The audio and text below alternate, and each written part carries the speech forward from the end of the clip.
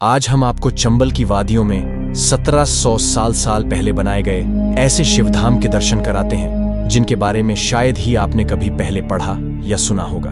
मध्य प्रदेश के मुरैना से 65 किलोमीटर दूर भिंड जिले की सीमा पर रिठौरा क्षेत्र के जंगल में स्थित है ऐतिहासिक धार्मिक स्थल नरेश्वर महादेव, जिसे स्थानीय लोग केदारा के नाम से भी जानते हैं।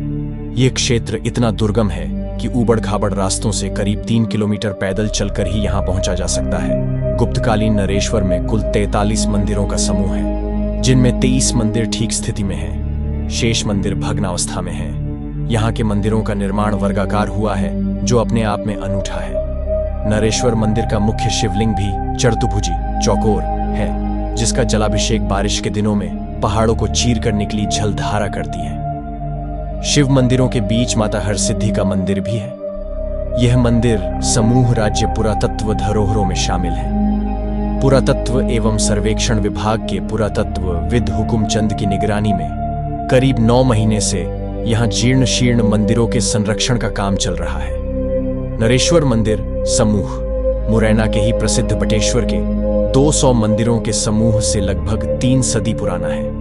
बटेश्वर मंदिरों का हाल ही में इन्फोसिस फाउंडेशन द्वारा जीर्णोद्धार शुरू कराया गया है। जिला पुरातत्व अधिकारी अशोक शर्मा बताते हैं कि बटेश्वर मंदिर समूह 8 से 10वीं सदी गुर्जर प्रतिहार राजवंश में बने और 13वीं सदी में नष्ट हो गए थे। वहीं नरेश्वर मंदिर समूहों का निर्माण गुप्तकाल यानी 3वीं से 5वीं सदी के बीच हुआ और इनका विस्तार 8वीं से 9वीं सदी के बीच हुआ।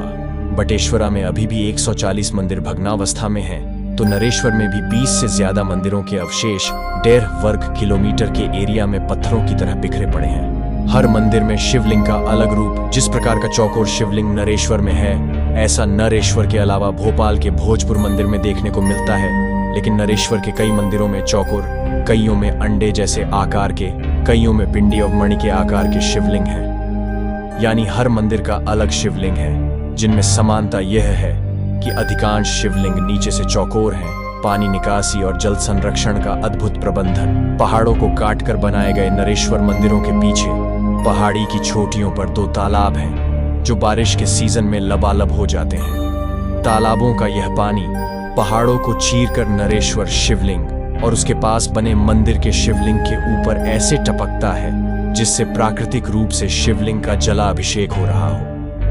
पुरातत्व अधिकारी अशोक शर्मा के अनुसार नरेश्वर जैसे वर्गाकार मंदिर देश में कहीं नहीं मिलते। पहले शिवलिंगों का जलाभिषेक 12 महीने होता रहता था, लेकिन अब यह नजारा बरसात के सीजन में जब तालाब लबालब हो जाते हैं जब दिखता है। इस मंदिर के ऊपर पास होकर और अंडरग्राउंड तरीके से जल निकासी जल संरक्षण का ऐसा प्रबंधन किया गया है, जो आधुनिक इंजीनियरों को भी दांतों तल उंगली दबाने पर मजबूर कर देगा। सदियों से यहाँ से पानी निकासी हो रही है, पर मंदिरों को इससे नुकसान नहीं हुआ। यहाँ से निकल रहा पानी मंदिर से 1.5 किलोमीटर दूर जंगल में एक तालाब में जुड़ता है, जिसके किनारे पक्षियों का बसेरा है। नरेश्वर महादेव में 23 मंदिर पहाड़ों को काटकर उनकी चोटियों तक पर बने हैं। कथन: नरेश्वर मंदिर समूह अद्भुत प्राचीन, धार्मिक और पुरातत्व महत्व का स्थल है। नरेश्वर मंदिर समूहों का निर्माण बटेश्वर से पहले हुआ है। यहाँ के रास्ते बेहद दुर्गम हैं, इसीलिए इस स्थान की जानकारी लोगों तक पहुंची ही नहीं है। पुरातत्व सर्वेक्षण विभाग यहाँ संरक्षण का कुछ काम करवा रहा है। 20 से ज्यादा मंदिर भग्नावस्था में हैं, जिनका भी बटेश्वर की तरह पुनर्निर्माण हो सकता है। गुप्तकाल मंदिरों का स्वर्ण युग 4वीं शताब्दी ईस्वी सन में गुप्त साम्राज्य की नींव पड़ने के साथ ही भारतीय उपमहाद्वीप में एक नए युग की शुरुआत हुई, जिसे गुप्तकाल कहते हैं।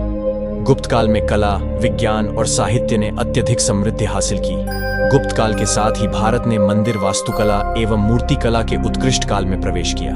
शताब्दियों के प्रयास से कला की तकनीकों को संपूर्णता मिली। गुप्तकाल के पूर्व मंदिर स्थायी सामग्रियों से नहीं बनते थे।